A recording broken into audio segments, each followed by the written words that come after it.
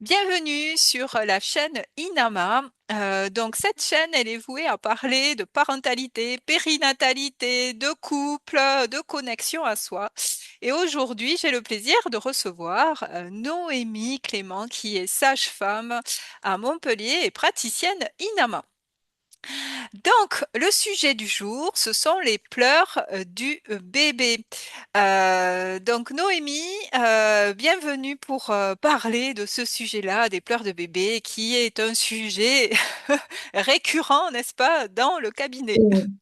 Mm. Mm. Tout à fait, et qui est un peu en continuité de notre première vidéo. On avait parlé aussi de sécurité intérieure, tu te souviens de sécurité émotionnelle, comment être suffisamment stable à l'intérieur de soi.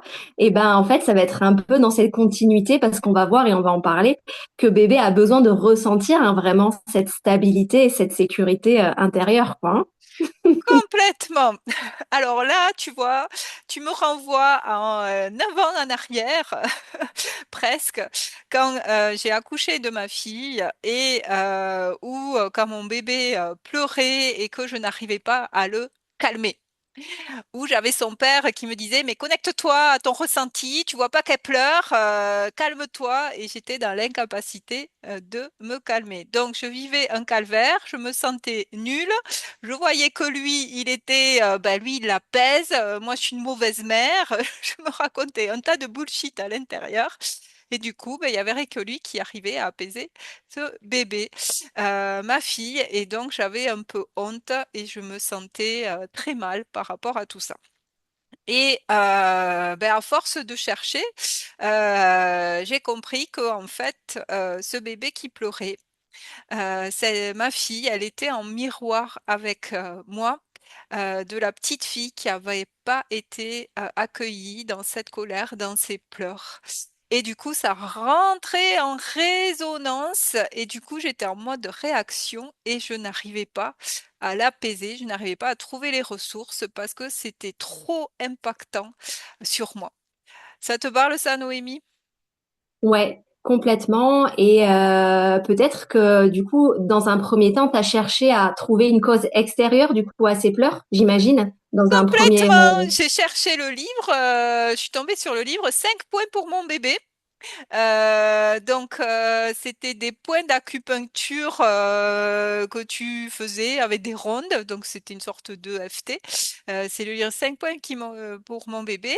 Et que je faisais aussi sur moi. Et j'avoue que ça m'avait apaisé. Mais après, avec le temps, j'ai compris que la peur profonde, j'avais à bosser sur moi, sur la petite fille qui Mm, n'avait pas mm, été écoutée et qui mm, pleurait de douleur.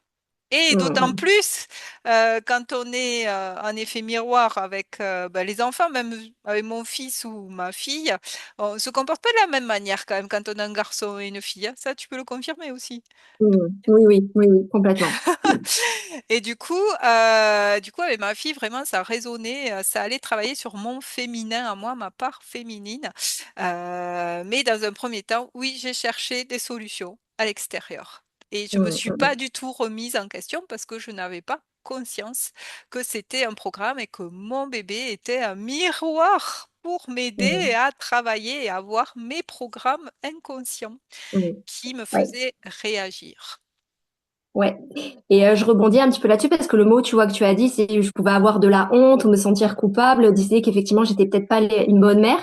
Et du coup, se dire, ok, a priori, du coup, j'ai pas ce qu'il faut en moi pour la calmer. Et c'est ça qui fait qu'on va aussi vers l'extérieur, c'est qu'en fait, il y a notre petite voix intérieure, enfin notre mental en fait, c'est pas notre petite voix intérieure, c'est notre mental qui vient nous dire, bah tu fais pas ce qu'il faut, mais t'es pas à la hauteur, mais tu dois avoir un problème. Et puis en fait, c'était peut-être pas le moment d'avoir cet enfant. Puis en fait, tu te sens capable, mais en fait t'es pas capable, etc. Et donc du coup, tout ça fait que on est en doute en fait extrême. Et à partir du moment où on est en doute, tu vas probablement en parler aussi. Ben on n'est plus là, on n'est plus dans l'instant présent. On est guidé par notre mental. Et donc du coup, notre mental nous pousse à aller voir à l'extérieur parce que du coup, on doute de nous. Mais Et moi, complètement. ce que je vois effectivement souvent en consulte, c'est que on va aller rechercher l'ostéopathe, on va rechercher la microkiné, on va rechercher tout un tas de solutions en fait à l'extérieur, tout simplement parce qu'en fait on doute de nos propres capacités. Tu rajoutes à ça un accouchement compliqué, un allaitement compliqué qui a déjà peut-être mis le bordel et qui t'a fait énormément douter de toi. Et bien après, ce n'est que l'escalade. et complètement. du coup du doute. Donc on va apporter des solutions aussi pour vous aujourd'hui les parents pour essayer de sortir aussi de ce doute et de enfin remettre le focus du coup bah, sur vous et sur vos capacités et vos ressources parce que votre bébé lui il vous dit pas allez à l'extérieur, il vous dit regarde maman, regarde à l'intérieur de toi, regarde s'il te plaît et si tu regardes pas je vais crier encore plus fort. Et ben moi, ça s'est fini en dépression. Une dépression Ouais. postpartum, puisque la situation se répétait régulièrement et que le père me rendait la responsabilité de l'état émotionnel de ma fille, qu'il n'était pas soutenant. Et du coup, j'ai fait une dépression. Voilà. Et ouais, Donc, et tu vois, dans ce conditionnement aussi que tu devrais savoir, en fait, finalement, ton ex-conjoint, il te il pointait n'était du doigt pas que tu devrais, soutenant. c'est Oui. ça, que tu devrais savoir faire, parce que tu es Surtout la mère. que, surtout que j'avais eu un aîné d'abord. Alors, en En plus, donc plus, encore plus, tu devrais la, savoir. la double dose de l'incompétence. Donc, le cas extrême. Ouais, Aujourd'hui, j'en rigole, hein, mais à l'époque, je peux vous dire que j'étais ouais, dans un sale état. Et donc, le livre des 5 points pour mon bébé m'a aidé un certain temps, mais ça n'a pas résolu la cause profonde qui était d'aller travailler ben, sur moi, sur la petite fille intérieure. Et c'est vraiment important de comprendre que votre bébé, il est un guide de vie pour vous. Un guide spirituel. La spiritualité, pour moi, c'est la vie. Et qu'on est sur ce chemin de conscience. On passe de l'ignorance à la connaissance, on passe de la peur à l'amour et on apprend tous les jours. L'apprentissage, apprenti mm, pour devenir sage. Le mm, mot mm, apprentissage. mm, Donc, le but, c'est de voir pour trouver des solutions. Aujourd'hui, on va vous donner des clés avec Noémie. C'est de faire le point déjà avec vous-même. Pardon. De faire le point de comment vous êtes, qu'est-ce qui se passe en vous quand votre bébé pleure. Est-ce que mm. vous perdez pied? Est-ce que vous vous mettez à crier? Est-ce que vous vous figez? Est-ce que vous avez envie de partir? Est-ce que vous vous traitez, vous vous jugez, mais je suis nulle, je n'y arriverai jamais, je suis dans le doute? C'est déjà de faire le point. Est-ce que vous vous agitez? Hein, c'est la grande mode des squats pour faire calmer les pleurs du bébé. Donc, je suis dans cette hyper Oui, agitation, du coup aussi, mais qui ne reflète simplement que mon agitation intérieure. Du coup, ce bébé m'agite. mm, complètement. Les squats à l'époque, je l'avais pas. Donc, du coup, c'est déjà de faire le point sans jugement, de vous accueillir tel que vous êtes à l'instant T et de voir qu'est-ce qui se passe dans mon monde intérieur. Voilà, comment je me comporte par rapport à tout ça. Et de vous Je veux, je accepter. veux- de s'accepter, ouais. Et je veux que ça s'arrête. Des fois, c'est des pensées, je veux que ça s'arrête, aussi qui sont là. Ça peut être intéressant qu'elles écrivent même, voilà, Ouais. tout ce qui est présent, ça me tend, ça me crispe, je veux que ça s'arrête, ça Voilà, c'est m'agite. déjà de faire le point. Celles qui sont sur l'écriture, ben, c'est très bien, vous pouvez le truc. Celles qui sont sur l'oral, ah ben oui, parler déjà, c'est de prendre Ouais, conscience, c'est de se désidentifier de la pensée. Donc ça, ouais, c'est important. Du coup, déjà, ça va vous soulager, déjà, de vous accepter dans le comportement qui est un comportement de réaction qui n'est pas vous. C'est juste un programme qui se met en route pour le mettre en lumière. Donc, c'est de voir comment la vie œuvre à travers votre enfant pour mettre en lumière un programme inconscient qui est caché, qui est pas conscient, et là, vous le mettez à l'écran de la conscience pour pouvoir le traiter, l'accueillir, le comprendre. Déjà, c'est ça. Après, vous avez le corps. On parle souvent du corps. On est souvent dans notre tête, où le mental nous projette dans le passé, le futur, tout sauf dans l'instant présent. Il n'est pas capable de revenir dans l'instant présent. C'est le corps qui est dans l'instant présent. C'est le cœur qui bat. Donc, déjà, une fois que vous êtes accueillir, c'est de poser l'attention au niveau des pieds, de revenir dans vos pieds. Rien que ça, c'est basique. ouais, ouais. Je sens mes pieds. Je fais un petit vélo au niveau du pied. J'en sais rien. Mais c'est déjà quelque chose de simple. On va vous donner des clés très simples Mm. avant de pouvoir, après, si vous le souhaitez, de travailler sur ces programmes-là en accompagnement. Mais c'est déjà des petites clés pour ça. Il y a aussi la respiration, mais la respiration, sentir la respiration et mettre de la conscience sur la respiration, c'est un peu plus avancé parce qu'on est complètement déconnecté encore de Oui. Et cette... puis quand on est effectivement dans cet état un peu anxieux, etc., on a du mal en fait à se relier à son souffle. Donc comme tu dis, la posture, rien que je mets l'attention sur ma posture, mes pieds, mon bassin posé là sur ma chaise, eh bien déjà, ça fait quelque chose. En tout cas, ça nous ramène ici. Mm. Voilà. Le petit truc aussi que j'aime bien, c'est le polichinelle. Les enfants, quand ils ont trop de tension, qui sont dans la colère, ils vont bouger tout le corps. Et c'est génial, c'est le corps qui est d'une intelligence divine et ça décharge toute Ouais. l'énergie. Et ben là, c'est pareil. Vous vous mettez à secouer, à sauter debout, là, comme À une côté. marionnette, à Mm. lâcher tout, à lâcher. Bouh, je vois que ça ne va pas. Je suis tendue, je suis stressée. Je souffle, Mm. je saute sur place et je dégage tout ce stress, toute cette tension pour lâcher ce qui m'arrive. Et là, déjà, vous allez voir, ça fait du bien. Mm. Vous allez danser, mettre une musique en fond, crier, hurler dans la forêt. Il faut que ça sorte. Il faut que ça sorte Mm. parce qu'à un moment, quand il y a trop de pression au niveau du corps, eh ben, ça fait trop de pression, Ouais. dépression. C'est ça. Et Et j'ai à envie de lâcher. dire, même effectivement, si le bébé est en train de pleurer à ce moment-là, c'est vraiment, bah, tu le mets dans un endroit sécure, du coup. Si tu sens effectivement qu'il y a trop de tension, et ben là, tu t'isoles un petit temps et justement, tu fais ça, tu reviens dans le corps, ramènes tes pieds vers le sol, tu fais le polichinelle, comme on a dit, soit vraiment tu te ramènes dans le souffle, tu chantes, tu danses, enfin, tu fais lâcher les tensions pour après peut-être retrouver de la disponibilité, de la présence déjà pour toi pour aller accueillir ce que ton bébé en fait manifeste parce que le pleur c'est juste il a besoin d'être lu et donc comment tu veux lire décoder le besoin si tu es déjà effectivement une boule de nerfs et une boule de stress en fait tu ne peux pas en fait donc c'est ce retour effectivement à toi qui est possible même si dans l'instant là ton bébé pleure tu le poses bien évidemment, à part si c'est vraiment un besoin immense qu'il n'a pas mangé depuis 3 heures, etc. Mais voilà, on va dire que les besoins physiologiques sont répondus. Il pleure, eh ben, tu le poses en sécurité et puis tu vas, voilà. Voilà.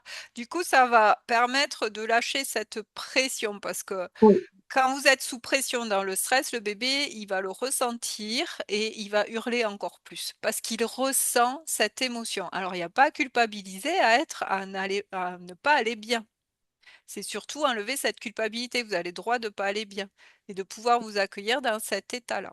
Et puis, demander de l'aide. Demander de l'aide à ce que le conjoint, Ah, la bien sûr, famille c'est prennent ça le qui me... relais parce que vous n'allez pas bien et que vous avez le droit de ne pas aller bien. Donc, Exactement. c'est surtout ça. Après, au niveau des pleurs, le bébé, bah, c'est son mode de communication. Donc, on parle des besoins primaires de manger, la couche sale et tout ça. Mais surtout, aujourd'hui, là, on vous parle de ces pleurs qui vont être miroirs pour vous montrer ces programmes inconscients. Et ça, on vous en parle pas forcément. Parce que Mm. vous pouvez aller voir un ostéopathe et c'est très bien, chiropracteur, je ne sais rien, la kinésio et c'est super. Ça va aider au niveau du traumatisme de la naissance aussi, à soulager des tensions parce qu'il peut y avoir des douleurs, Oui, des inconforts, les douleurs au niveau des reflux. c'est ça. Aussi, ça va aider tout ça. Moi, ce que j'ai observé dans ma pratique, le reflux, c'est une forme de rejet de colère par rapport à l'arrivée, dans le monde. Donc c'est aller voir vous, à vous interroger, est-ce que vous êtes en colère par rapport, à cet accouchement que vous avez vécu ou pas? Est-ce qu'il y a des choses, où vous avez vécu une injustice? Ou c'était pas comme vous l'aviez décidé? Parce que ces reflux-là de pleurs qui vont apporter des pleurs, c'est intéressant d'aller questionner, d'aller voir vous, comment vous avez vécu cet accouchement. Mm. Est-ce que tu as eu des cas, Noémie, par rapport à ces femmes-là, par rapport à ces bébés, au niveau des reflux, et cetera, ces pleurs de reflux? Oui, oui, oui, sur effectivement des effets miroirs de la colère de la mère pendant la grossesse, pendant l'accouchement, ou oui, oui, clairement, clairement. Mais ce que je remarque, c'est que si tu veux, l'information peut-être va être transmise, que là, en tout cas, le bébé vient manifester quelque chose peut-être en lien avec du coup ce que ressent la mère. Mm. Euh, mais du coup, cette maman, elle va pas forcément pratiquer pour se ramener dans cette présence. Dire, ok, j'ai pu ressentir ça, ok, mais si tu veux, il y a un pont entre eux. Ok, il y a ça peut-être, ok, qui a été ressenti par mon bébé. Je peux prendre un exemple tout bête, par exemple un bébé qui a été déclenché, qui voulait pas être déclenché. Oui. Mais après, du coup, en pratique, qu'est-ce que cette maman, elle peut faire du coup ou être en tout cas pour justement euh, euh, accueillir plus sereinement les pleurs de son enfant. Ben, c'est déjà reconnaître la colère en elle. C'est déjà reconnaître, ah oui, effectivement, je suis en colère. Je ressens de la colère vis-à-vis de l'accouchement et la ressentir dans le corps. Et si on est en colère mais qu'on ne ressent pas parce qu'on a bloqué cette colère liée à des traumas dans l'enfance ou on ne nous a pas accueillis dans la colère, Ouais. et bien Mm. là, ça demande un travail d'introspection, d'accompagnement avec la pratique Inama ou d'autres pratiques voilà, sur cette émotion.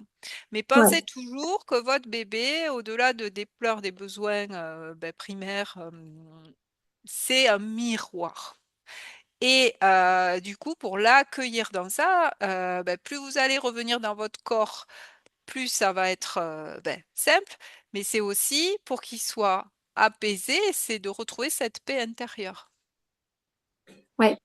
Qu'il soit accueilli, comme tu dis souvent, bah, accueilli pour ce qu'il a choisi d'être en fait. Mais à partir du moment où toi déjà en tant que maman, tu t'accueilles justement dans ses émotions, dans ses ressentis, et ben du coup tu l'invites forcément à faire de même. En fait, il se sent accueilli. Il ne cherche, tu vois, s'il y a vraiment ce truc de, il ne cherche pas à ce que tu trouves une solution. Ton bébé ne cherche pas à ce que tu trouves une solution, mais simplement, ok, d'être ce réceptacle en fait. Je reçois ce que tu exprimes, mais en étant effectivement dans ce calme en Sauf fait. qu'il faut pouvoir l'accueillir d'abord envers soi-même. On ne peut pas donner à son enfant ce qu'on ne se donne pas.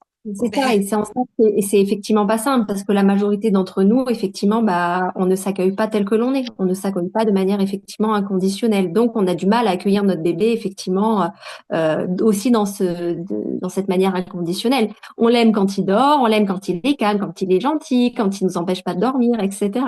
Mais Et puis après, ça va se tourner, je t'aime si t'es gentil, si t'es poli, hein, si tu fais pas de bêtises, hein, si tu es bien poli, si tu me, si tu mais, fais les devoirs. tu me crées Bon, pas la fiche, si tu me crées pas la fiche au centre commercial parce que tu te mets à hurler partout et que voilà. mon enfant est exceptionnel, il est tellement gentil, il est tellement agréable. Bon, on dérive sur le futur, mais si vous écoutez cette vidéo et que vous prenez conscience de tout ça, vous êtes déjà sur ce chemin-là.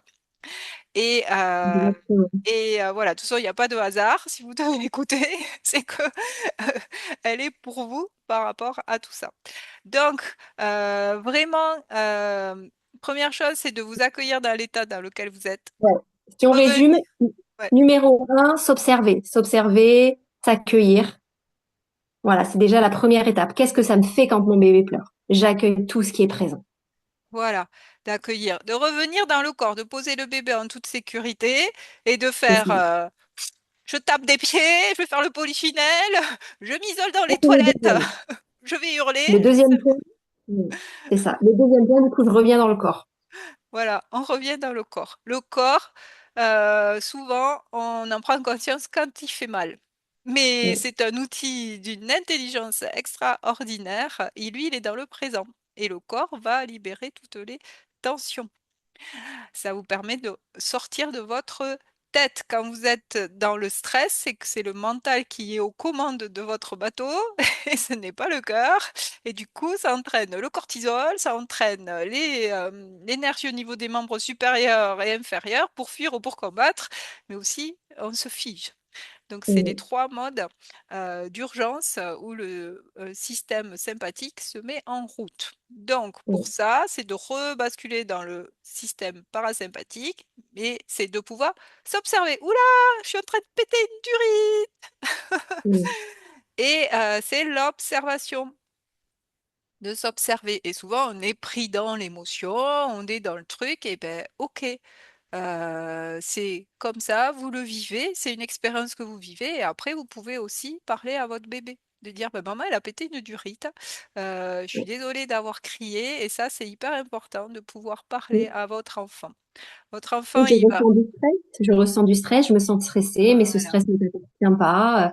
Voilà, quand on est sur un retour au calme, un peu au bébé, effectivement, ne pleure plus, bah, on peut lui déposer effectivement ce qu'on ressent en ce moment. Votre bébé, c'est votre confident, vous êtes en équipe, il ne demande pas à ce que vous soyez la meilleure mère, il demande justement à ce que vous vous acceptiez tel que vous êtes, en fait. Et c'est souvent, bah, ce miroir, il est là, en fait. Euh, Voilà, donc ça c'est la quatrième chose, de pouvoir parler à votre bébé et mm, de lui dire que c'est les émotions de maman et que mm, ça c'est extérieur à lui et que c'est l'histoire de maman. Et ça, vous allez mm, le dire avec tout l'amour que vous avez pour votre bébé. Et votre bébé, il vous en veut pas. Parce que mm. vous êtes la mère parfaite pour son évolution de conscience. Donc, il va pas vous en vouloir, les enfants, ils vous en veulent pas. Donc Mm, ça, c'est hyper important. Et après, le dernier point, eh ben, si vous n'y arrivez pas, faites-vous accompagner. Faites-vous mm, accompagner au-delà ben, de demander des aides ponctuelles. Si le schéma est répétitif, voilà, c'est que ça demande un travail en profondeur sur vos blessures d'enfance mm. pour faire ce travail-là. Euh, et Inama est là pour Oui, ça. complètement, bien sûr. Mm, Est-ce mm, que tu as des exemples, toi, Noémie, dans tes pratiques, dans des clientes que tu as accompagnées par rapport aux pleurs de bébé euh, lors de séances qui ont mm, soulevé ces petites filles, cet enfant intérieur qui n'a pas été accueilli, entendu et aimé tel qu'il avait oui. choisi d'être? Oui, complètement. Les blessures d'enfance reviennent très, très, très régulièrement. L'accueil de la petite fille qui n'a pas été entendue, qui ressent de la colère, c'est du 100%, hein. Mm. Souvent, effectivement, ça revient. J'aurais envie de préciser aussi que dans ces séances, quand vous êtes en postpartum, osez venir avec votre bébé. Des fois, on se bloque parce qu'effectivement, on se dit, ah, mais qui c'est qui va garder mon bébé? Et puis, je suis fatiguée, etc. Eh ben, venez avec votre bébé. Et croyez-moi, en fait, souvent, les bébés, ils ressentent que c'est un temps, du coup, nécessaire pour la maman. Ils sentent la détente, du coup, qui se met en place. Et ben, souvent, du coup, ils sont bien. Donc, c'est vraiment, voilà, vous autorisez à venir en séance aussi avec votre bébé. Parce qu'en fait, il est concerné aussi quelque part. C'est un travail d'équipe. Du coup, et il va probablement, d'ailleurs, aussi vous aider pendant cette séance. Complètement. Donc voilà, vraiment, vous bloquez pas par rapport à ça, ou même en visio. Des fois, on veut pas se déplacer parce que c'est tout de suite une charge mentale importante où on se dit ah mais ça va être la tétée, ça va être le moment du biberon et nanana et je vais pas être à l'heure et puis bah prenez en visio en fait. Et ça permet déjà peut-être de désamorcer, ça permet de se ramener dans de la présence, ça permet de déposer simplement ce qu'on ressent, d'être accueilli. Voilà, Mm. comme tu disais, l'importance de libérer aussi cette parole, de se déculpabiliser et puis de faire ce chemin du coup vers soi. En fait, aussi d'accueillir sa vulnérabilité. Mm. C'est le chemin de l'amour de soi. C'est ce chemin de reconnexion à soi et vous êtes des guides pour vos enfants, mais ces enfants sont de magnifiques guides pour vous, pour vous amener à sortir de la peur, de ces schémas de conditionnement et de ces traumas aussi que vous avez pu Mm. avoir pour vous apprendre à vous aimer tel que vous êtes. Donc, C'est ça, et c'est exactement ça. Et en fait, c'est une opportunité. J'aimerais en fait peut-être que vous disiez, OK, mon bébé pleure. OK, c'est hyper dur en ce moment. OK, j'aimerais que ça s'arrête. Essayez de voir que ouais, c'est aussi une opportunité pour aller vous rencontrer. Peut-être que c'est par le biais de votre bébé, du coup, que ça vous est offert. Ça aurait pu être par une autre expérience. mais que là, c'est la maternité en fait qui vous ôte cette opportunité d'aller vous rencontrer, d'aller vous retrouver, d'aller vous accueillir, d'aller vous aimer, et que c'est ce bébé en fait, à travers ce qu'il manifeste, qui vous permet ouais, de le faire. Complètement, et pour avoir fait ce chemin-là, je peux vous dire que la vie a une autre saveur. Mm, Parce que la vie, elle est dans l'instant présent et on ne vit plus dans sa tête. Et ça vaut le coup. Ça demande du courage, mais le courage vient du cœur.